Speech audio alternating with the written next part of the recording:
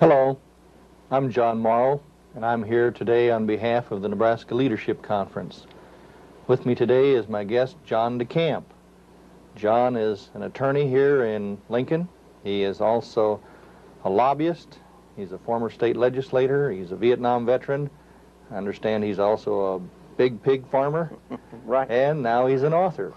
And we're here to interview John about his new book entitled The Franklin Cover-Up, subtitled Child Abuse, Satanism, and Murder in Nebraska.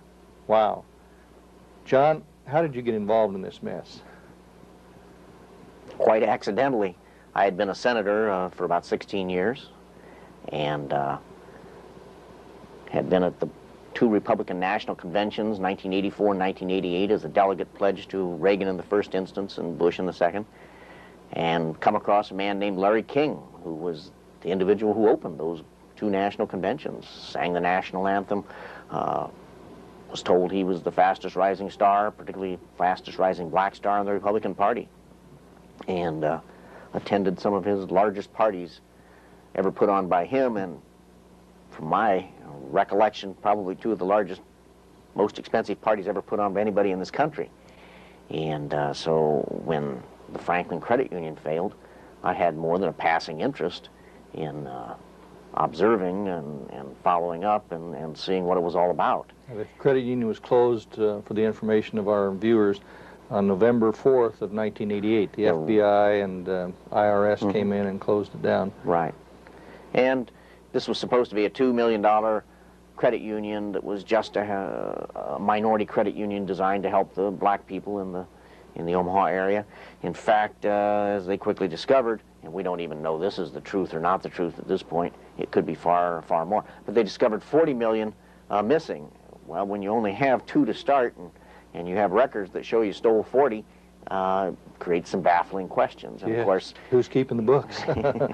and that opened up the whole thing, and I was attorney for one of the senators who was, personal attorney for one of the senators who was chairman of the committee looking into that, Senator Lawrence Schmidt, and one thing led to another, and I became attorney for a number of other people involved in the matter. And now, in January of 1990, there was published what has now become known as the famous or the infamous, depending on your viewpoint, DeCamp memo. And in that memo, there were certain prominent people in the Omaha community who were named as being very much involved not only in the Franklin failure, but involved in the allegations that arose out of that failure, specifically with respect to ritual and sexual child abuse. And there were some mighty, mighty repercussions that really set off some big tremors in the Omaha community. Can you give us some background information on that memo and the way it came about and how? Well, believe it or not, the real cause of the memo were articles in the Lincoln Journal and Star that were not accurate about an incident, number one, and then number two, pressure from the World Herald reporter to me to say, hey, how do you know information? Where do you get information? What do you know about Franklin? How come you won't tell these things? And I said, hey, wait a minute, fellas. You're the investigative reporters. You're the ones that have the information. You're the ones that are covering up, and here are the reasons you're doing it. And here's what the public knows. And I just laid it out. And people said, well, gosh, aren't you afraid of being sued? You're naming some of the most potent and powerful folk in this entire state, the people that pull the chains and call the shots. And I said, yeah, I know they do. And that's why it's so serious. That's why it's so terrible. And I said, am I afraid of being sued? No, heck, I think it'd be good for them to sue me. Let's find out the truth. Right. And I said, point number one, truth is a defense. And anything I wrote in that memo, we're talking about the memo right now specifically, anything I wrote in that memo, I guarantee you, is the truth. At least the truth as I see it. Right, there was no malicious intent in it. Well, there certainly wasn't, but it's the truth. What more can I say? And I guess there was a backlash. And as a result of that memo, primarily, as I recall, they quickly created a grand jury. And again, it's my opinion, because that pretty much is where this book starts. If anything, that created the real organized effort for a true cover-up, which is the essence, now, the story actually, of the your book. memo was directed initially to the newspaper, to the media, and not to the public, but it got circulated to the public through a man in Omaha who was running for political office, and he got a hold of the memo some way. Oh, well, and understand something. I have a pretty standard rule I follow right now today, and always have, and that is, if I talk to you functioning as a member of the press, and that's how you're functioning here today. Right. You're functioning as a member of the press. I figure if I say it to you, it's public. I shouldn't be able to say, well, I didn't want you to tell anybody that. If I'm telling you it, it's on the record, or I shouldn't be talking about it. Unless I specifically say, okay, Reverend, we are agreed that we're going to talk about one specific thing right here. It's off the record. I'm providing you information. But that may be the exception, but I made it clear when I send a memo to the press to answer the press questions to me, then it's in the hands of the public. They can do what they want with it. So whether this young man or whoever he was that distributed the memo because he got a copy of it from this or that, I don't know where he got a copy. I understand today, I've learned this just in the last week, he got it from some member of the press in Omaha. That was my understanding, that it was the big press, deal. the press itself. What I said should have been said and should have been made public. I hoped the World Herald would print it. They never did, of course, because as I try to document in the book, I believe the World Herald, if you were going to pick an institution of government, and that's what our major press is, they're institutions of government. They are, if anything, the centerpiece, the heart of the cover-up, and of course they have a very vested interest in doing that. And for the benefit of our viewers, again, why do they have a vested interest? I think you and I will never know all the reasons, but for sure because of some of their personalities involved. Harold Anderson was the publisher and probably the major stockholder in the World Herald, and Harold Anderson was, if anything, the protege, the godfather, if you want to use a word, of Larry King. In the promotion of the credit union. Well, certainly in that, and I'm sure in a lot of other ways. He did promote a lot in the way of fundraising for the credit union. And more than that. Went out and got depositors and generated funds and helped with... Well, he was the chairman of the committee that told Larry King, the advisory committee, that theoretically told him what to do, or how to do it, or why to do it, or whatever. But then, of course, the advisory committee, after this broke, they all maintained that not any of them ever knew what was going on, and so apparently no one was advising the advisory committee. Well, I rather suspect that maybe I'll use the words of former Governor Bob Crosby when he was describing Harold Anderson. He said, you know, this man is probably, I think he said, the best investigative reporter in the history of the state. He rose to the pinnacle of power, ownership of the World Herald, publisher. Here he is, the chairman of the advisory committee. Here he is in probably the closest contact of anybody with Larry King. One has to believe that somebody of his talent in that position, raising the money for building the credit union and everything else, that he had more than a passing knowledge of Larry King and his activities. My understanding was that Larry King's salary from the credit union was never really much more than about $16,000 a year. I believe that's correct, yes. And he did have several catering businesses and had interests in a couple of restaurants. I believe that's correct but also. None of them were really very great income producers, and yet he lived an extremely flamboyant lifestyle with extravagant gifts to his many male friends and proteges. And you mentioned, of course, the two very, very expensive parties. Reverend, you're much more polite in beating around the bush. Let me put it the way it is. Larry King was a very evil person who stole money, was involved in child abuse, Satanism, and all these other things. That's what this book documents. He was an evil person. He had a lot of other people connected with him. He did not act alone. He was protected, and his little time he's going to spend in prison is probably nothing more than a respite, and I'm sure he's going to be well taken care of when he comes out. Larry King was merely a functionary of a lot of other people doing a lot of bad things. So this whole business of the Franklin cover-up then has been operating virtually from the beginning, although in the initial stages the World Herald was making some noises like being investigative in their The World Herald wrote more on, supposedly, according to them, and I'm repeating them, they wrote more on Franklin than they have on any other subject in the history of the World Herald. That's their statements, as I recall. So yes, but as I try to document, they were half-truths. They were designed for a purpose. They were designed to complete the cover-up.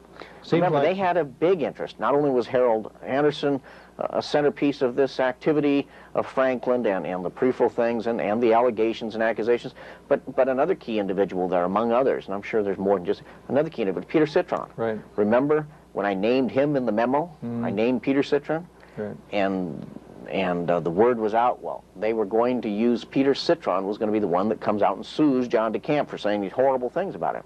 I don't know if you remember at the time, but that was the message that was delivered to me.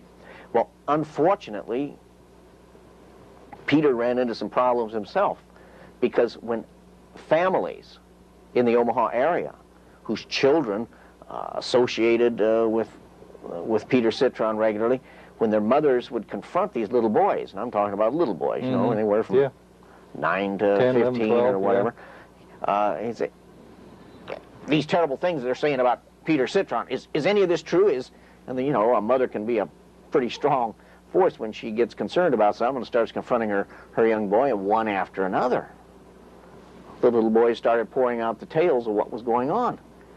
And so the police and the people who would have who were claiming Peter was as innocent as the driven snow, and they were, they had no choice. They had to deal with the fact. And so they seized, I guess, thousands of documents of upwards pornographic. Of 10, probably over 10,000 different ones. I don't know. And I talked to the judge, you know, after the whole trial was over and Peter was sentenced. It was a very quick deal where he quickly pleaded guilty and then was put in the mental health place. He's out. The judge said it was the most frightening, shocking child abuse things he'd ever seen in his entire life, or even heard, or even couldn't even believe it existed. So, of course, under those conditions, Peter was not in a very good position to claim he was as pure as the driven snow and sue me. And the next thing that happened, of course, was, as I recall, the grand jury pretty well quickly formed. Unfortunately, the grand jury, in my opinion, and I'm giving my opinion, right? In my opinion, and I think I've offered the documentation to support it if anybody wants to read it. The documentation the World Herald, of course, didn't. They give the other side, which is, I guess, their right as a newspaper. The documentation to support the grand jury was merely a very, very carefully crafted piece of the cover-up, an essential piece. And from there on, it just continued. Yeah, speaking of the... But anyway, to answer your question, that we started this whole conversation, you said, well, why'd you write the book, or something like that, as I recall.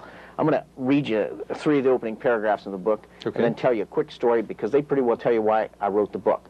Because I'm the last person on this planet who I ever thought would be writing a book. When you opened, you said, the latest book. Rest assured, it's my only book, at least at this point. And who knows, I may write another one someday, but here's how it opens. As I say, I'm just going to take a couple minutes and read this because I think it'll tell you why I, who wish I'd never heard of Franklin, am sitting here writing a book trying to document that some of my closest friends over the years are part of a massive cover-up. And that's what I'm doing. I'm destroying friendships one on another. I'm destroying myself in a very real sense. You know it and I know it. Certainly financially. But I just had no choice at some point. Okay, so here's how it starts. What do Ronald Reagan, President George Bush, former CIA Director William E. Colby, Democratic presidential candidate Bob Kerrey, billionaire and second richest man in America, and now head of Salomon Brothers Warren Buffett, and Ronald Roskins, the current administrator of the Agency for International Development, all have in common, I asked my close friend and advisor William Colby one day in 1991. I give up, former head of the Central Intelligence Agency, CIA, Colby said. What could that group have in common? 3 things, I replied, all of them a burden at times for those who have to carry them. The 3 things are me, John DeCamp, a case called Franklin, and a man named Larry King. And then I go on in this very brief opening forward to explain why I was with Colby. He's friend, advisor, going back to Vietnam days. I was in Washington, staying at his place, and I was telling him, you know, I'd received these threats, and he was somewhat familiar with Franklin. It had received national press, and I think he had a lot more knowledge than I'll ever know he had. But anyway, he was warning me to get away from it, to stay away, to leave it alone, to not touch it anymore. And I said, wait a minute, Bill, you know, how can you walk away from something when you know terrible things are happening, when you know institutions of government that we all rely on, that they're being corrupted? Yeah, that's the real tragedy of the thing. That's a real tragedy. And then he said to me, he said, John, sit down, just cool off and relax. And Sally, his wife, was there. Sally, by the way, was, I think, ambassador to more countries than any other person has ever been in the history of the United States, appointed by Carter. So Sally's got a little heavy-duty things herself, and she was listening and nodding her head and agreeing with Bill. And Bill says, let me tell you my personal story, because maybe it'll have a message for you there. And he says, you know, last night I returned from Russia. Now, this is the former head of the CIA under President Nixon and President Ford, and he's sitting me down and telling me that I just better listen. He says, last night I returned from Russia.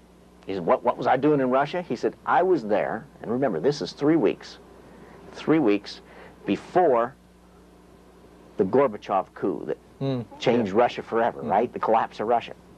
He said, I was there in Russia with kind of a secret group of people whose names you would instantly recognize, and those powerful people from all over the world, names like myself, you know, Colby, head of the CIA. He said, we were there to save Russia from a revolution when and if it collapses, so that it doesn't explode into World War, Third World War. He said, this is what we're doing, trying to actually work with the people we had been defeating to prevent a revolution.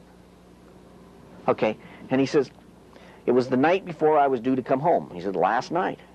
He said, I was in my hotel right there on Red Square, the most sacred place in all of Russiandom or communism.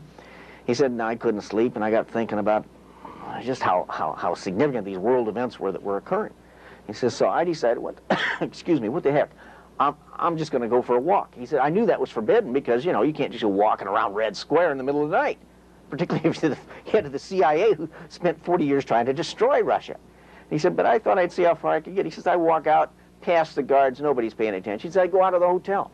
There I am in Red Square, in front of the tomb of Lenin, walking up to the doors of the Kremlin itself. He said, nobody cared. Nobody was paying attention. Here was the head of the CIA, the most hated, the most feared enemy that communism had over the years, Bill Colby, head of the CIA during the most critical time. He said, and then it struck me. He said, then I realized it. He said, we'd won. The Cold War was over. Russia was dead. Communism was dead. He said, after 40 years, and Reverend, these are his words, not mine now. He said, after 40 years of fighting the bastards, we had won. We'd won. It was over. The Cold War was done, and I was the only one on the whole planet to recognize it and know it right then at that instant. And then he said, something else struck me. Something that just really slammed me. And I said, well, what was that? And he said, I realized that this walk I was having in Red Square was it. That was the only parade I was ever going to have for all our achievements. There wasn't going to be the ticker tapes down Madison Avenue. There wasn't going to be the waving. And he said, it was over, and we'd won, and this was my private parade, and it was the only one. I said, okay, Bill, now we've heard about your private parade and the defeat of communism, so on and so on.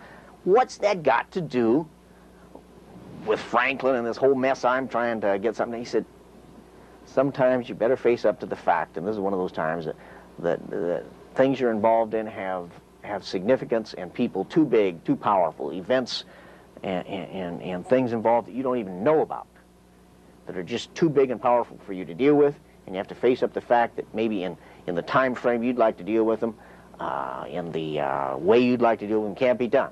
He said, and sometimes evil does succeed for a while, and that's just, you have to walk away from it, get away from it, And he says the only way Franklin will ever get exposed and where it leads to and what it goes is if the national press, an independent national press, just like happened in Watergate, happened in Iran-Contra, happened with old Joe McCarthy, if the independent national press really gets interested and delves into it and takes it all the way to where it leads. Is there such a thing anymore in this country? See, that's why I said, well, how do you do that, Bill? He says, I'll help y'all. I know some, and he's called and notified a number of people. He says the problem is getting one of them to really put the investigative research and reporters onto it and not have them back off and where it leads. Well, so I went home, thought about it, was frustrated, and I thought, okay, I'll do my part to start it. I'll write the story of Franklin as a documentary, with the things that are available right now today that show there was clearly, at least again in my opinion, a cover-up. I won't mince words, I won't hedge things, I'll spit it out straight, and what it cost me, but at least the foundation will be there.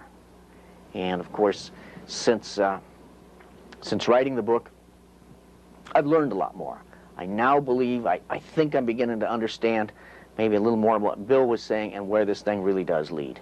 And I think now I'm finally understanding why it's so powerful, where it leads, as I say, and I think it leads into things that almost move into the fantasy world that we went to movies and watched in the 60s and 70s and 80s. In other words, the mysteries of the Cold War battle, and how far governments go with their secret services, whether it be the CIA or the Gestapo or the KGB in Russia. And I believe, and I know this sounds like I'm floating off into fantasy land, right? Yeah, I'll tie a rope and bring you back here. You're right. And I'd have been the first one a few years ago to say, well, yeah, make a good movie, but you aren't going to believe any of this. Here's what I believe.